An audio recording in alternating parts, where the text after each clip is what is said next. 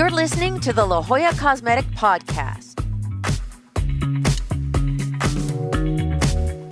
Welcome, everyone, to the La Jolla Cosmetic Podcast. I'm your hostess, Monique Ramsey, and today we're going to welcome back to the show Dr. Luke Swistun.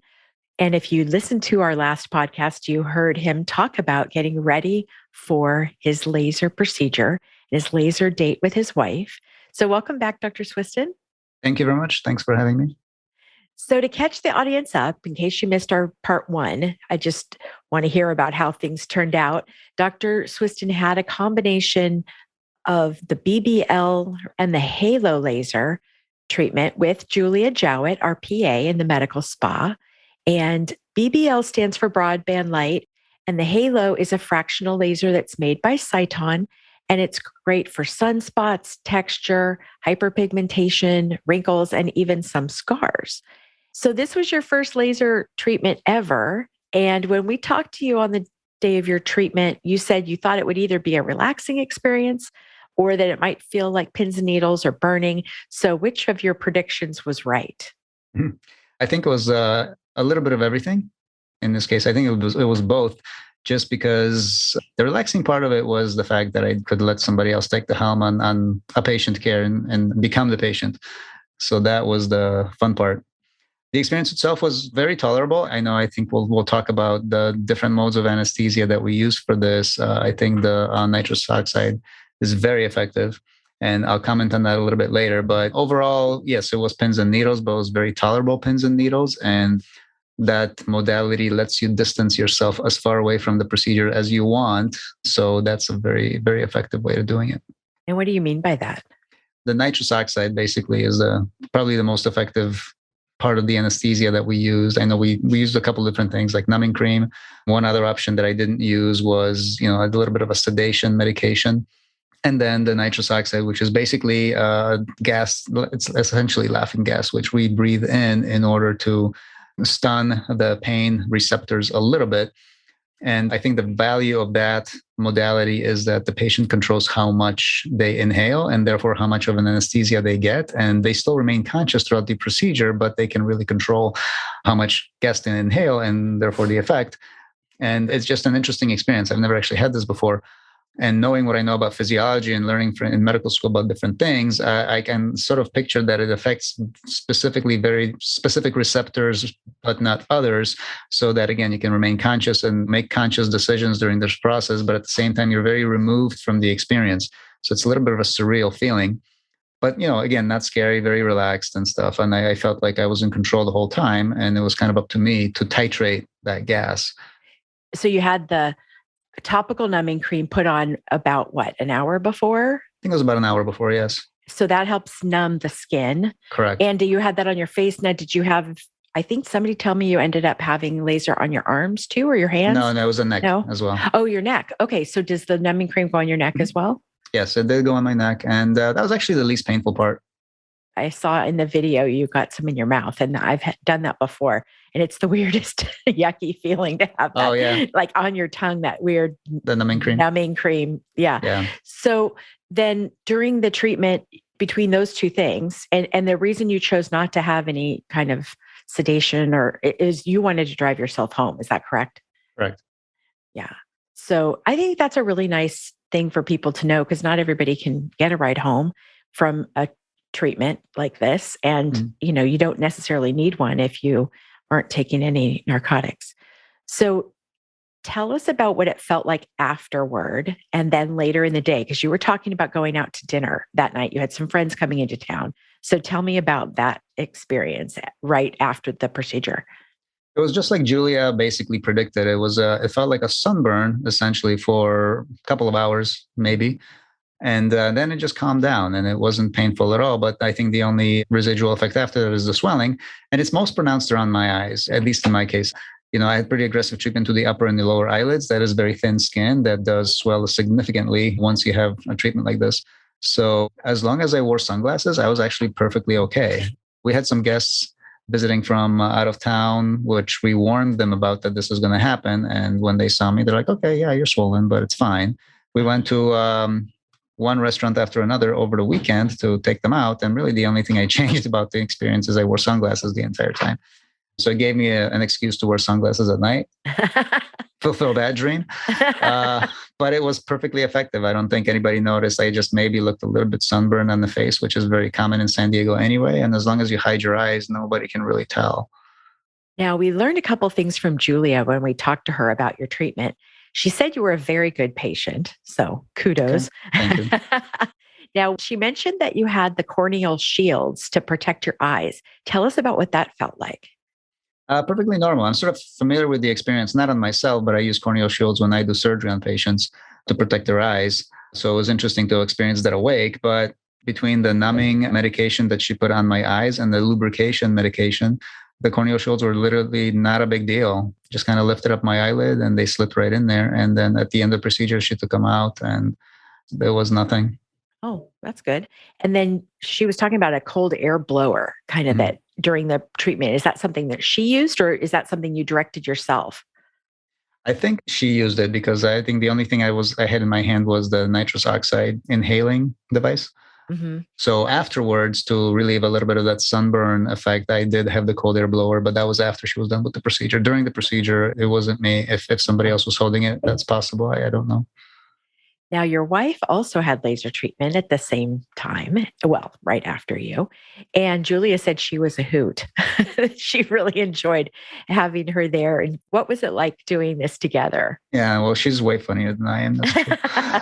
It was fun because it kind of gave us the chance to disconnect from the rest of the world and just kind of focus on this together experience that we had.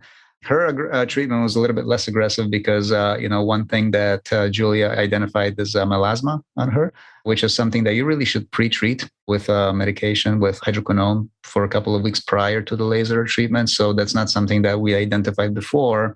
I had Dominica come to, a regular consultation as we normally schedule, then, that would have been identified and treated prior to her actual laser date. But we just kind of coordinated this at not so much at the last minute, but she didn't have time to come in before. So she didn't get that evaluation. So therefore we decided to be a little bit less aggressive with her laser treatment just to account for that. Now, did she have the same laser or a different one? She did not. I think she believed she just had the BBL, but not the HALO. Okay. Now, how many days has it been? 13. Oh, 2 weeks. Yeah, almost 2 weeks. So it would be 2 weeks tomorrow. Okay. And I saw some pictures come over today with you right after, then that next day, and then a couple days later. And so we'll add those into the show notes because it's really amazing to me to see you the day after and you are swollen and you look like you had something done. And then by day 6, it was like perfect. I mean, I don't know, I guess I expected that if you look that, I don't want to say bad, but it's obvious you had a treatment. And if you look like that on day 1, that it would take maybe 2 weeks to look back to normal. And really by day 6, it's like you're right back to normal. And other than having a little beard that you probably weren't shaving, right? Yeah, I was instructed not to. Yeah. So other than that, really, I mean, it was like pretty stunning. So I encourage you all in the audience to look at the show notes and see this progression of these photos so you get an idea of what you would look like after having this treatment. And like you said, you did the face and neck, but really focused on the eyes. So maybe that's why your eyes are more swollen. The joke around the office was that I look like a swollen baby. I think that's a very accurate description. Yeah, and the eyes show it the most. And you can see on that very first picture, post-op day 1, Saturday morning, especially after sleeping, after laying down, I think it's a little bit worse when you wake up. And then as you get up and walk around after a few hours, some of that swelling goes away. So the rest of your day is good. But then you go back to sleep again. On day 2, it was almost back to the same as on day 1, just because I spent the night in bed in sleeping position. But then it started getting better and better. So I did have a surgery on Monday morning. And, really my concern at that point was like, I want to make sure I can keep my eyes open. And that was not a problem at all. And that would be important. Yeah, it was never really a problem, but it was, when they're swollen, it's a little bit of an effort to make sure. But that was only a concern, post-op day 1 and maybe 2.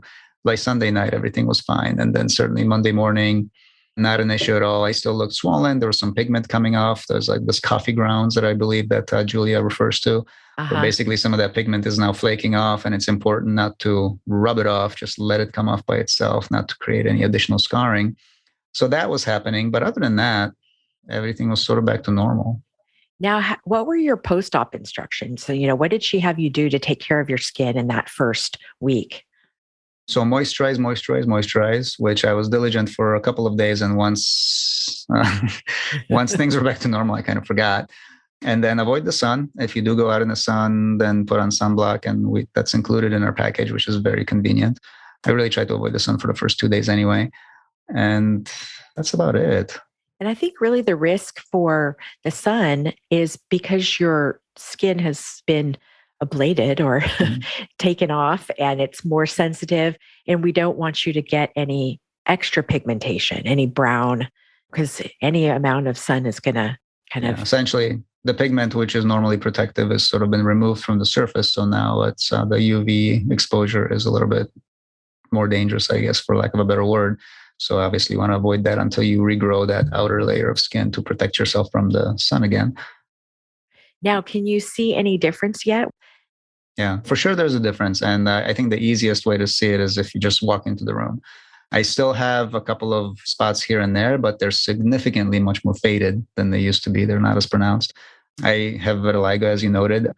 The laser wasn't deep enough to depigment me completely, to basically bleach me, because that would be the next step. If I really wanted to get rid of all vitiligo, then bleaching is really the next step. It just take off the layer of skin that has any pigment in it and turn me completely white. That was not the goal. That's not what this laser does, but it definitely blended the lines, the transition. So I think it just fades everything out and makes it smoother. It's almost like putting an Instagram filter on your face. Oh. So I think that's the best description of it. Now, did you look at your Vizia photos? I did the one before. I did not take one today. I actually asked about that, but I wondered if there's going to be a significant difference there. Yeah, we'd be interested to see that. So let's find out when she wants to do those and we can put them in the show notes at that time. So for anybody who's curious, along with to watch Dr. Swistun's progression, the girls have been filming you, right? So we'll put together a whole start to finish video.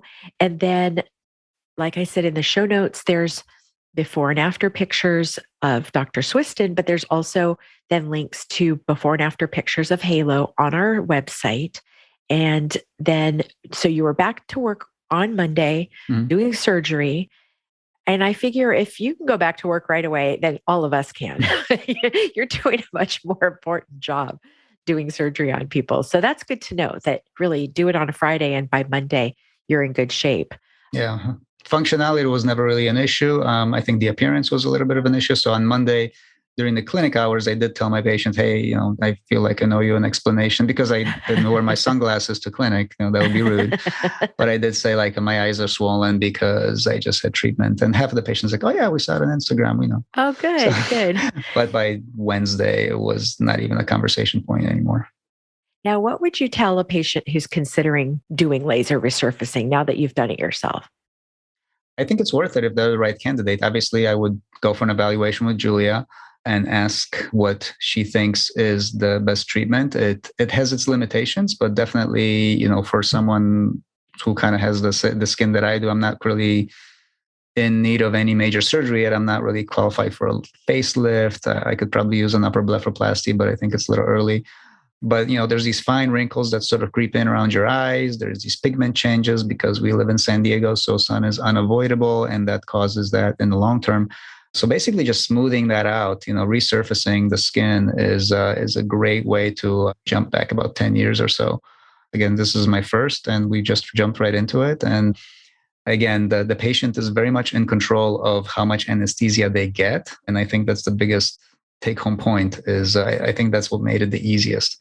And that's really good to know, because I think most of us, we might have concerns about how long are we going to be off work or have downtime socially. But I think at the heart of it all, a lot of us are worried about what it'll feel like during and concerned about pain. I mean, it's an obvious, natural concern for people to have. So it's nice to know that I've never had that laughing gas before either. So I wouldn't know what that kind of disconnected feeling is. But I think, did you feel like you were in La La Land, or did you feel very much part of the room? It was strange. I don't know what to compare it to because I've never done drugs in my life. But it was as if like you're there, you're in full control, but at the same time, you're distant from the actual painful experience of it. So it's difficult to describe, but it's as if you're looking at yourself from above and seeing like, okay, that is happening to that skin down there on the table, and I'm just a little bit above it. And again, how far above is up to you. If you want to be further away from the experience, you just breathe in the gas a little bit more, and it takes you a little bit further away. And then as soon as you're comfortable, then you stop breathing in the gas, and then you slowly start coming back. But again, you're in full control of it. At least I was. So if you want to gesture with your hands or do anything, you can still do that. You're not out of it completely. So it's a very specific receptor that gets affected, but not the rest of them. And how long does it take till you sort of that wears off? Is it minutes or? It's minutes. Yeah. It's literally minutes. Like even after less than a minute, you start feeling, transitioning back in. And then if something uncomfortable is still happening, all you have to do is just make the decision to take a little bit more gas. And then you're back to where you're comfortable again. Interesting. Mm-hmm. Makes me want to have laser just to experience it. All right. Well, if anybody has questions, check the show notes. You've got all kinds of links there. And thank you again, Dr. Swistun. And make sure you give us your updates as you look like you're totally healed. But, when you go in, I think Julia said at 2 months, she wants to take a look again and maybe look at the Visia then at that point too, to see how your skin's come along. I think if I rub my eyes a little bit too hard, then I still turn a little bit red, a little bit faster than I expect. But overall, I look pretty normal now. So yeah, I would say so. All right. Well, thank you. And we'll see you again next time. Thank you very much. Thanks for the experience.